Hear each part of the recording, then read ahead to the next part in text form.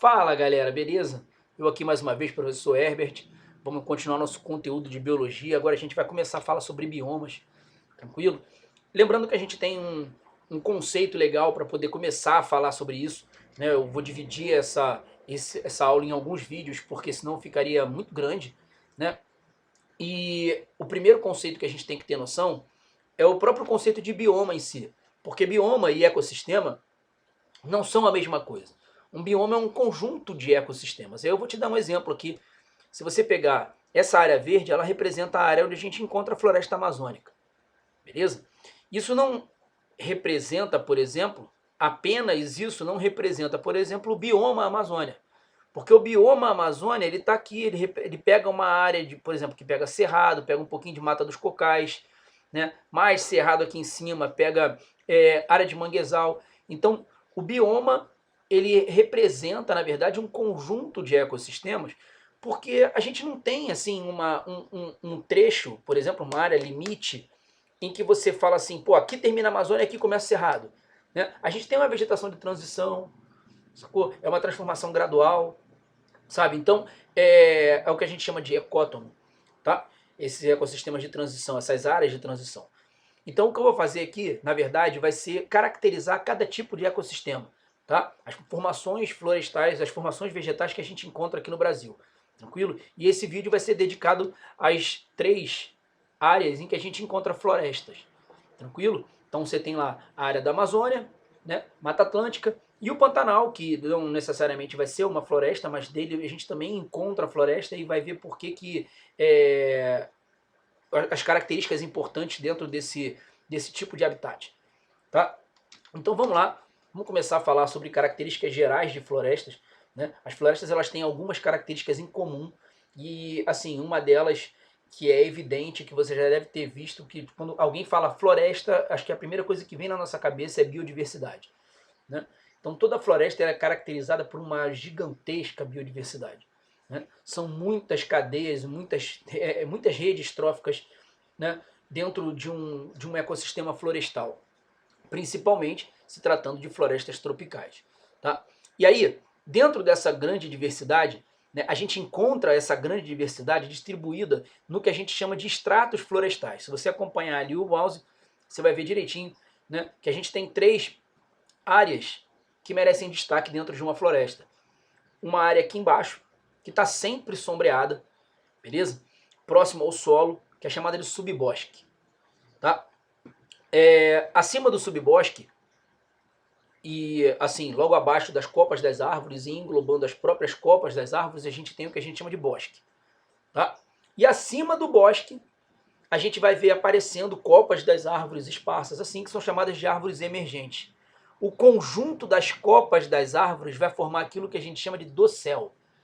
Beleza? Então o dossel é o conjunto, aquela imagem maneira que a gente vê assim, um avião sobrevoando a Mata Atlântica, a Floresta Amazônica, você vê aquele tapete verde bonito e tal, aquilo é o conjunto das copas, aquilo é o dossel, é como se fosse o teto da floresta. Beleza? Então aqui na floresta a gente encontra também uma grande quantidade de plantas que são chamadas de latifoliadas. O que é isso? Latifoliada é aquela planta que tem folhas largas. Isso só é possível porque a umidade lá é sempre muito grande. Sacou? É muita umidade, muita pluviosidade. Isso garante que esse cara possa ter folhas maiores, porque você sabe que através da folha ele perde muita água na forma de vapor. Tá certo? Então ele só vai ter capacidade, ou só vai poder deixar perder água se ele tiver condição de repor. E essa reposição de água é sempre garantida pela pluviosidade de floresta, que é sempre muito alta. Tranquilo? Floresta tropical que eu estou falando. Tá? É uma vegetação perennifolia. Perennifolia quer dizer que ela tem folha o tempo inteiro. Não é aquele tipo de mata caducifolia, sacou? Ou também chamada de tropófila. Tropo é chão e filo folha. Tropófila que a folha cai no chão. Beleza? Caducifolia que a folha cai. Tá? Então elas caem em determinadas épocas do ano, principalmente na estação seca.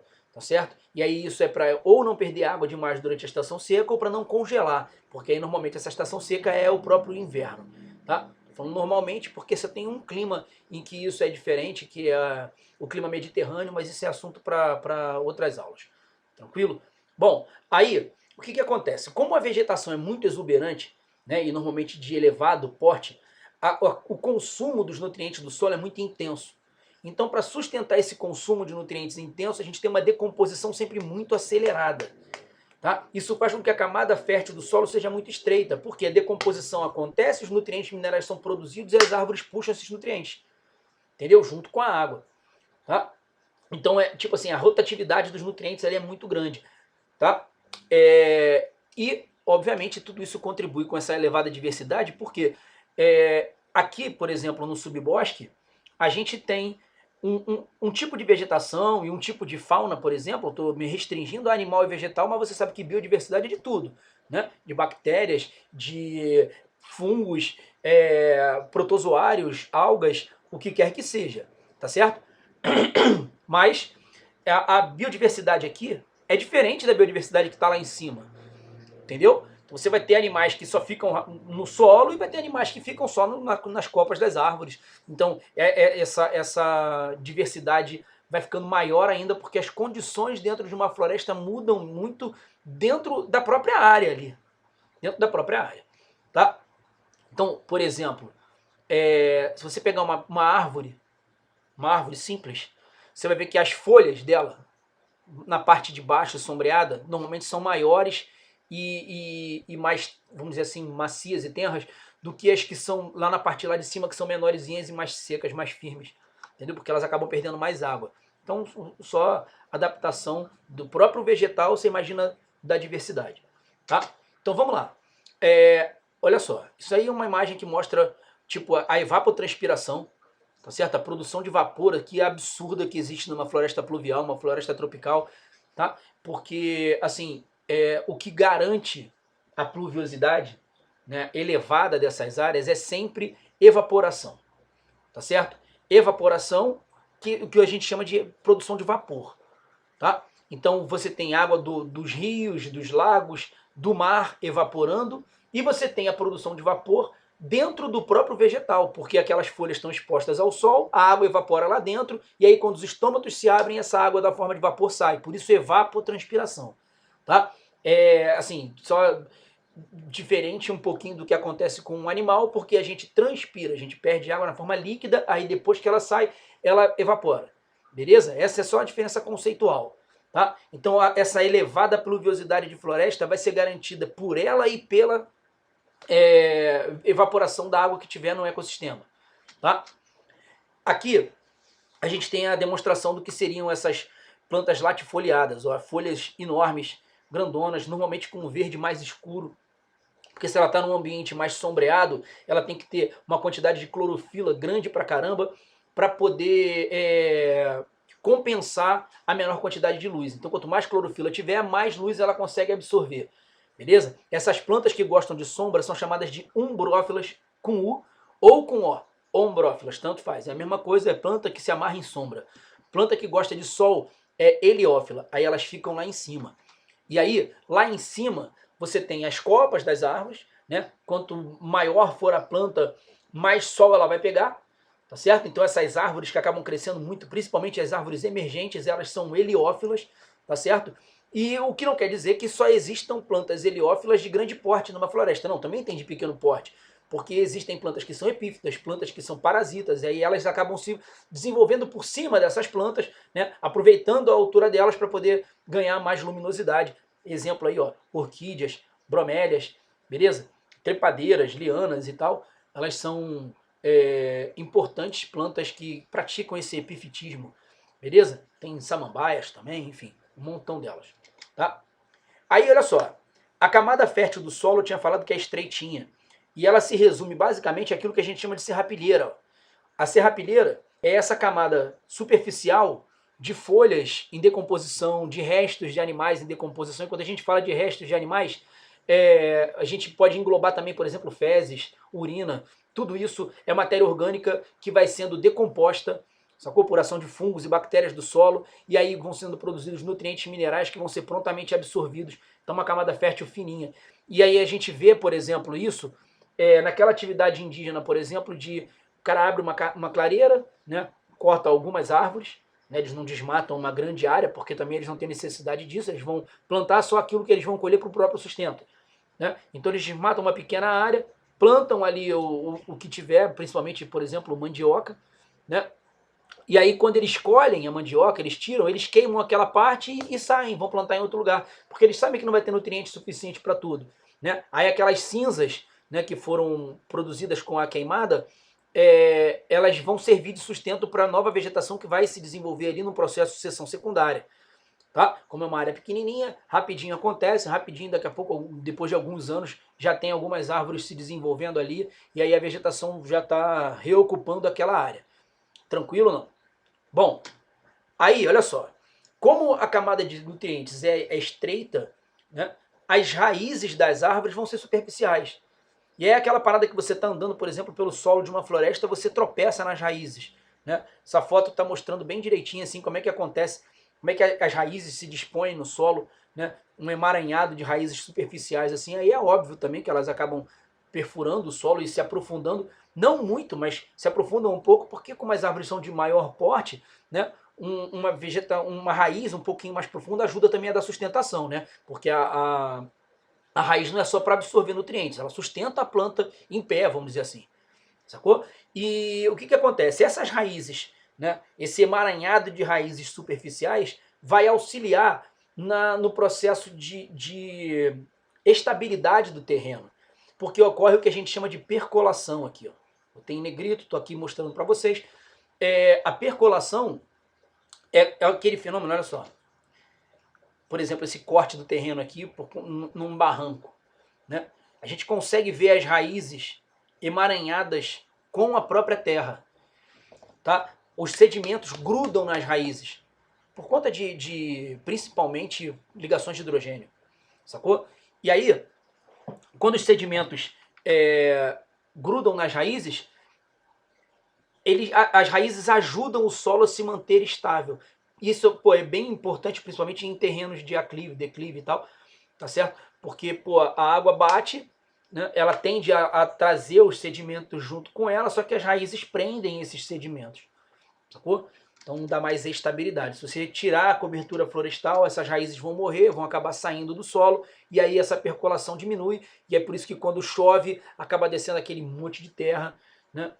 Tipo, é lógico que se você tiver a floresta intacta, isso não deixa o ambiente imune a ter deslizamento, mas a quantidade a probabilidade de acontecer vai ser muito menor, tá certo? Bom, aí agora vamos começar a ver as florestas, tá certo? Começando pela Amazônia. A Amazônia é uma mata absurdamente heterogênea, tá? Até por conta do próprio terreno da Amazônia. A Amazônia é uma floresta gigantesca que se estende desde áreas de planalto até a área de planície do Rio. Tá certo? E a gente tem ali duas estações bem definidas, né? Uma estação chuvosa e uma estação menos chuvosa. É uma estação que chove muito e uma estação que chove para cação. Então assim, na estação que chove demais, os rios sobem, tá certo? E quando o rio sobe, ele invade a floresta. Então a gente vai ter três tipos de matas na floresta amazônica. A floresta de igapó, que é um tipo de floresta que é permanentemente inundada. Beleza? Essas árvores que estão aqui na floresta de igapó, elas crescem dentro d'água. Não quer dizer que elas sejam submersas, tá? Para ser submersa tem que estar o tempo inteiro debaixo d'água. E isso acontece com algumas plantas, obviamente, nessa área aí também. Tá? Mas as árvores aqui que formam essa vegetação do igapó, as raízes delas são adaptadas a viver num solo onde há uma compactação muito grande e uma pequena quantidade de oxigênio. Sacou? Porque a água compacta o solo. Tá? Aí você tem a vegetação de várzea, tá? Que é uma área que está sujeita à inundação. Então, no período de chuva, né, mais intensa, ela inunda, e no período com menos chuva, né, que não quer dizer que não tenha chuva, ela vai ter chuva, ela está exposta. Beleza? E a gente tem a mata de terra firme, que não sofre a inundação, tá certo? Não sofre com inundação, ela está principalmente disposta nas áreas de planalto. Aí aqui, ó, mostrando aqui pra gente o Planalto das Guianas, é essa área aqui que está ao norte, então, né? Aqui ao sul, o Planalto brasileiro, beleza? E aí a floresta amazônica, ela vai se estender aqui, ó, por cima do Planalto das Guianas, por cima do Planalto brasileiro, sacou? E vai chegar até a beirada do rio. Então aquela galera que está permanentemente submersa, olha aqui a linha do rio na época da vazante, ó.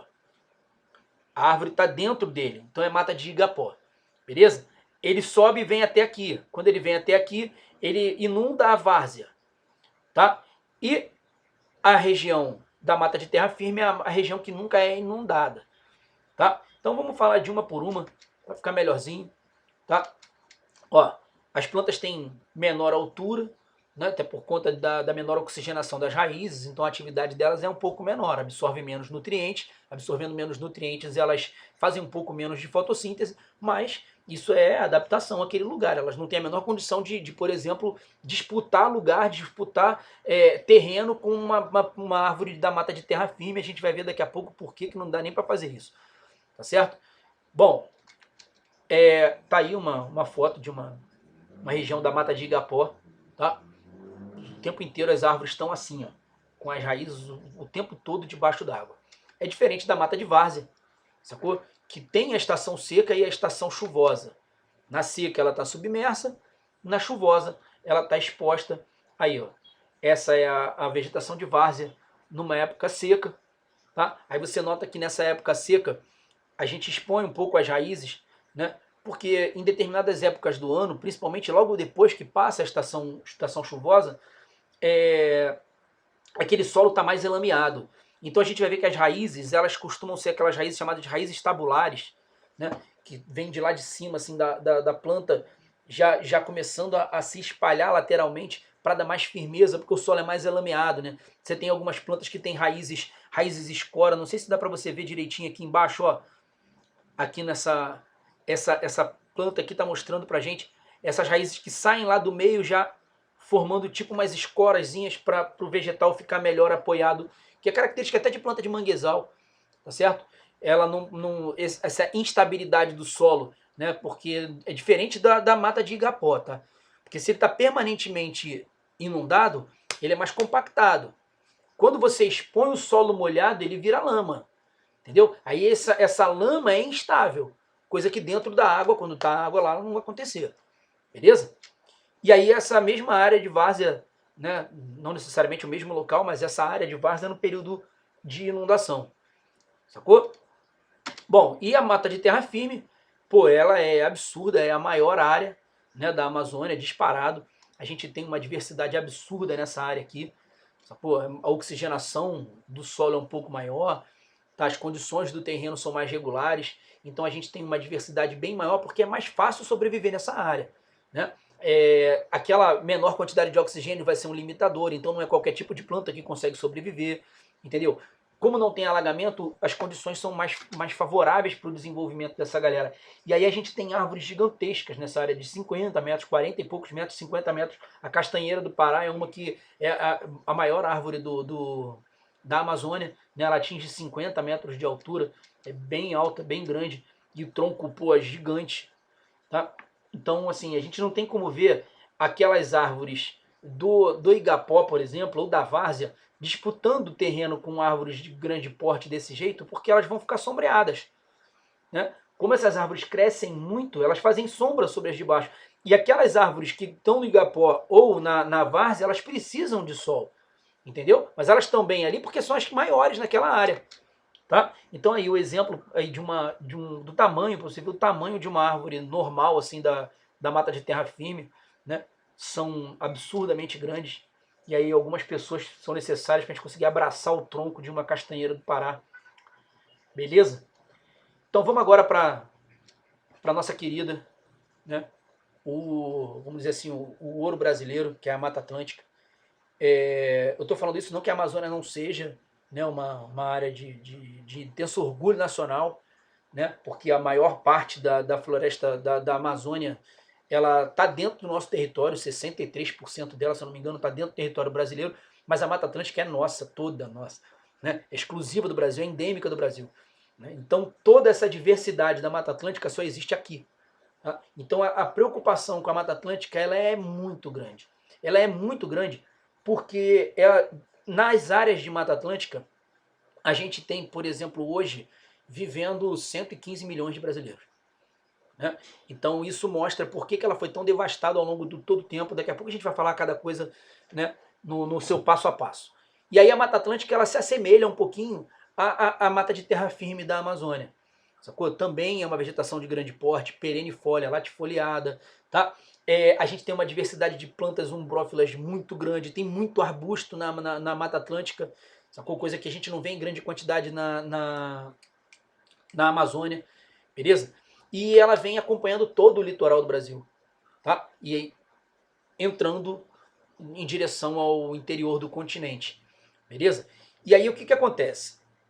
Uma diferença básica entre Mata Atlântica e a Amazônia é que a pluviosidade da Amazônia, apesar da gente ter ali um rio gigantesco que é o Rio Amazonas e os afluentes dele também, às vezes afluentes de grande volume d'água, a evaporação ali é intensa, só que evaporar água lótica, quer dizer, aquela água corrente, é muito mais difícil do que evaporar água lêntica, que é aquela água que fica parada, de lagoas e tal. Entendeu? O Rio Amazonas é um rio muito extenso. Em determinados trechos ele até tem uma velocidade de percurso um pouco mais lento, principalmente beirando a margem, né, quando ocorre a época de inundação da várzea.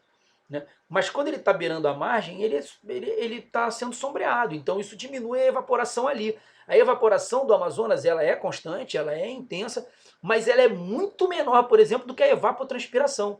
A própria evapotranspiração sustenta a pluviosidade da Amazônia. Tá? Isso é um assunto bem importante, né, e interessante da gente mencionar, porque, por exemplo, as queimadas elas não são características da Amazônia.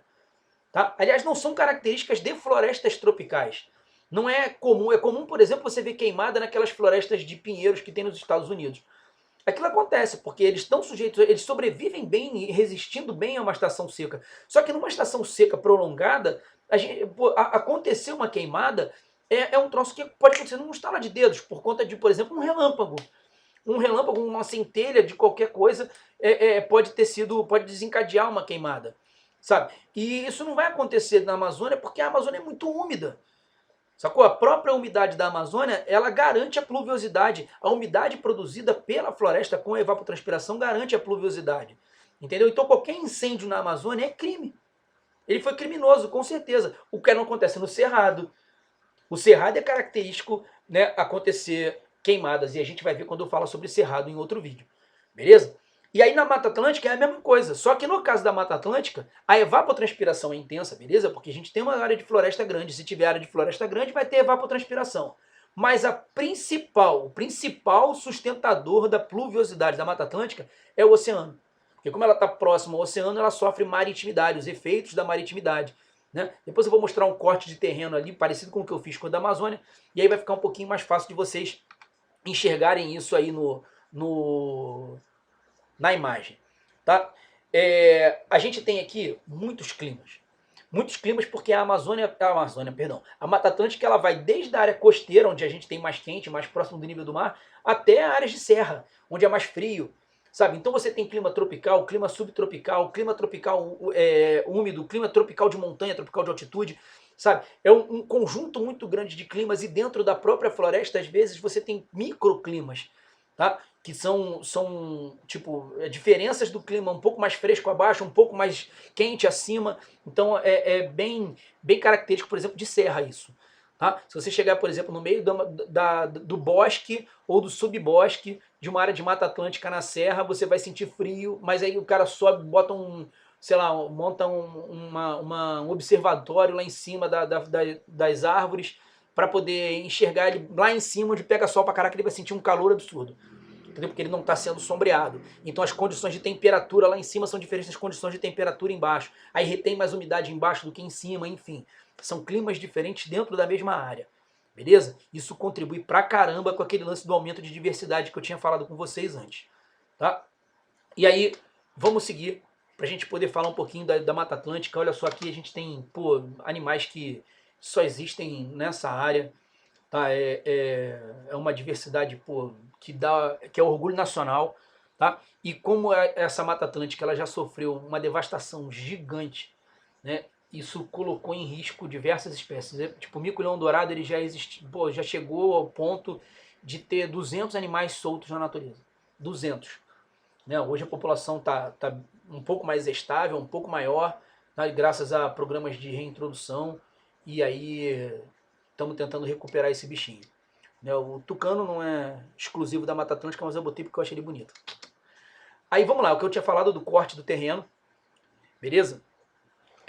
Aqui um corte que vai de leste para oeste, diferente do que eu tinha falado da Amazônia norte e sul. Tá? Então aqui vamos supor que o litoral lá no sul do Rio de Janeiro, tá? E aí você vem adentrando assim, passa pela Serra do Mar, aí você tem aquela área do Vale do Paraíba e de novo uma nova serra, a Serra da Mantiqueira, tá? Então assim, são todos esses habitats aqui acabam, todos esses habitats, esses ecossistemas fazem parte do bioma Mata Atlântica. Beleza? Aquela parada que eu tinha falado sobre conjunto de ecossistemas, tá? Mas o que a gente chama de Mata Atlântica, a floresta, ela está compreendida nessa área aqui, tranquilo? Com uma grande biodiversidade, como eu tinha falado antes, tá? Aí como você tem montanhas um pouco mais elevadas aqui, o clima já diminuiu bastante a temperatura, já vai ter uma vegetação diferente, que é a vegetação de altitude, né? E aqui, depois dessa cadeia de montanhas, uma pluviosidade um pouco menor, a mata de araucárias, tá? E aí, tipo, uma paisagem que é característica de Mata Atlântica, né? Como você tem um corte do terreno com muitas serras, a gente encontra muita cachoeira, beleza? Isso é bem comum de se encontrar nessas áreas de Mata Atlântica, tá? E aí, toma cuidado com cachoeira, beleza, galera? Eu tenho o maior medo, por conta daqueles lances de tromba d'água. Pô, não confio não. Mas vamos seguir. Ó, olha o que acontece. Aqui, a evaporação no oceano, ela é muito intensa. Então, quando você tem a umidade vindo do oceano, você vai ter o que a gente chama de chuvas frontais logo na costa. Porque vai chegando na costa aqui, o ambiente é seco, e aí quer dizer, seco, né? Seco comparado ao ambiente do oceano, né? O oceano é úmido pra caramba, é bem mais úmido do que na costa. Então quando chega na costa já começa a chover, tá certo? Só que aí o que vai acontecer? Ele vai chegar e avançar na direção do interior do continente e ele encontra uma serra. E quando ele encontra uma serra, esse vento empurrando a nuvem na direção da serra, aqui a temperatura diminui. E quando a temperatura diminui, as chuvas vêm intensamente nesse lado aqui da montanha, que é o lado que a gente chama de barra-vento. É o lado que barra o vento, sacou? Então ele vem, barrou a passagem da chuva, tá? Chove demais, aí 4.500 milímetros por ano é a média, né, de quantidade de chuva que cai nesse terreno, sacou? E aí quando você vê o outro lado da montanha, a umidade é muito menor. A gente chama de ilha seca, né? Não porque não chova, chove, mas chove muito menos. Chove bem menos. Tipo, a média aqui é 800 milímetros por ano, sabe? E aí é a área que a gente chama de sotavento, porque é óbvio que o vento não para, né? Ele passa aqui assim, só que a umidade ficou barrada aqui. E aí só tem vento, sacou? Não tem mais umidade. Aí a gente chama de ilha seca. E aí no caso do nosso perfil topográfico, a gente tem o Paraíba do Sul, né? Que é um rio grande, bem extenso, que acaba cortando essa área aqui da Mata Atlântica. E aí como ele sofreu, quer dizer, sofreu, né? Ele já tem algumas regiões de mais alargamento, formando lagos e tal, lagoas, e tem represas também aqui nessa área. A evaporação é intensa. Então aqui volta a ter evaporação, né, aumentando a quantidade de chuvas que vão acontecer nessa área. Só que essa área do Vale do Paraíba ainda é uma área mais quente. Então, quando aquela massa de ar tenta passar pela montanha que está vindo aqui, de novo ela acaba encontrando uma temperatura menor e aí chove mais aqui nessa área de montanha. De novo, uma área de barlamento. Entendeu? Barrando aqui a passagem da umidade na Serra da Mantiqueira. Então, de novo, você tem uma vegetação mais frondosa. Aqui é uma vegetação mais espaçada. Ó. Aí aqui, a vegetação mais frondosa. Então, isso é tudo Mata Atlântica. Beleza? Só que aí quando começa a aumentar demais a altitude aqui, a temperatura começa a diminuir muito, já começa a ficar complicado para essa vegetação começar a se desenvolver com essa diversidade toda, né? Então a gente tem uma vegetação que é mais como se fosse um capinzal, um matagal, assim, né? Muitas bromélias, tem muitos líquens, assim e tal, né? Até por conta da encosta cristalina que é aqui. E atrás dela, a área de mata de araucárias que a gente vai ver mais para frente também em outro vídeo. Beleza? Bom, aí nesse gráfico, nesse mapa, você nota a diferença da área de Mata Atlântica que a gente tinha no Brasil na época do descobrimento, né? e o que a gente tem agora, que é cerca de 12,5% do que era, né? É minúscula em relação ao que já foi a área de Mata Atlântica. E, pô, tipo assim, não é logicamente dando desculpa, mas é mostrando as causas do que levou a isso, né? O principal é a própria ocupação territorial, mas isso hoje. Só que a ocupação territorial que eu estou querendo dizer é ocupação para a gente poder morar mesmo, para poder viver naquela área, né? As áreas, como eu tinha dito antes lá no início, hoje a gente tem aproximadamente 115 milhões de brasileiros vivendo em área de Mata Atlântica. Isso dá mais ou menos 61% da população do Brasil. Tá? Isso é muito. Mas o que já desde o início da colonização, a gente já tem devastação da Mata Atlântica. Primeiro para poder formar os engenhos e as monoculturas, lavouras de cana-de-açúcar. E depois, essas lavouras de cana-de-açúcar sendo substituídas por lavouras de café, principalmente na região do Sudeste, né? Então, um exemplo clássico disso é a floresta da Tijuca, no Rio de Janeiro. Aquela floresta toda, é a maior floresta urbana do mundo, né? Ela já foi um imenso cafezal, né? E aí Dom João VI mandou reflorestar aquela área toda, né? Vamos reflorestar esse troço, vamos recuperar essa área de mata nativa, e aí aquela exuberância toda e tal, e aí tipo reflorestaram a área. Mas era um cafezal enorme, tá? E o que quer dizer? O que eu estou querendo dizer é que, pô, hoje a gente tem aproximadamente 12,5% da Mata Atlântica que a gente já teve, beleza? Mas a gente já devastou mais de 93% da Mata Atlântica original. Então quer dizer que grande parte dessa Mata Atlântica que tem hoje é por conta de projetos de reflorestamento, entendeu? E o que acontece? Esses projetos de reflorestamento, eles são importantes, por exemplo, como estratégia para amenização do clima. Vamos falar de duas coisas primeiro. Se você pega uma floresta primária, tá? A mata intacta, ela não é capaz de interferir diretamente na captação daquele gás carbônico que a gente produz em excesso. Por quê? Como ela está em equilíbrio, o que é produzido é consumido ali mesmo. Sacou? Então, isso vale tanto para matéria orgânica e oxigênio, quanto para água, minerais e gás carbônico. Então, o gás carbônico que aquela floresta em equilíbrio consome é o gás carbônico produzido ali.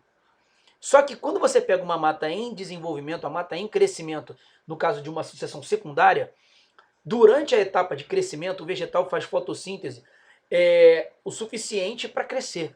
Isso significa que ele produz mais matéria orgânica do que consome. Então ele consome muito CO2, muito mais CO2 do que aquele CO2 que ele é capaz de produzir, do que aquele O2 que ele é capaz de consumir. Entendeu? Então, assim, nesses estágios de sucessão, a gente vai ter uma amenização do clima porque elas vão captar mais CO2. Entendeu? Mais CO2 do que aquele que o próprio ambiente fornece. Então, os programas de reflorestamento ajudam em processos de amenização dos efeitos do excesso de gás carbônico na atmosfera. Beleza? E, assim, um problema grande dessa devastação da Mata Atlântica é que, se você notar, olha aqui, a gente tem um pedaço de Mata Atlântica aqui, um pedaço aqui, um pedaço aqui, um pedaço aqui, um pedaço aqui. Então, a gente tinha um negócio que era uniforme. Ó. A gente tinha um negócio uniforme. E aquilo que era uniforme, hoje virou isso aí, cara. Um resto. Fragmentos. E aí, quando a gente tem fragmentos de floresta, a gente tem pequenas áreas onde você tem, tipo, pequenas populações. E aí ocorre o que a gente chama de endogamia. Ocorre aquilo que a gente chama de deriva genética.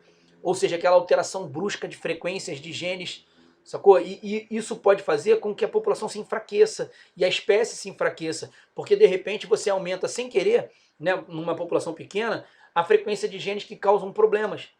E aí aquela população fica fragilizada e ela pode sofrer extinção, entendeu? A fragmentação da floresta pode levar as espécies em extinção. Então, os programas de reflorestamento, eles estão associados hoje, né, a construção de corredores florestais.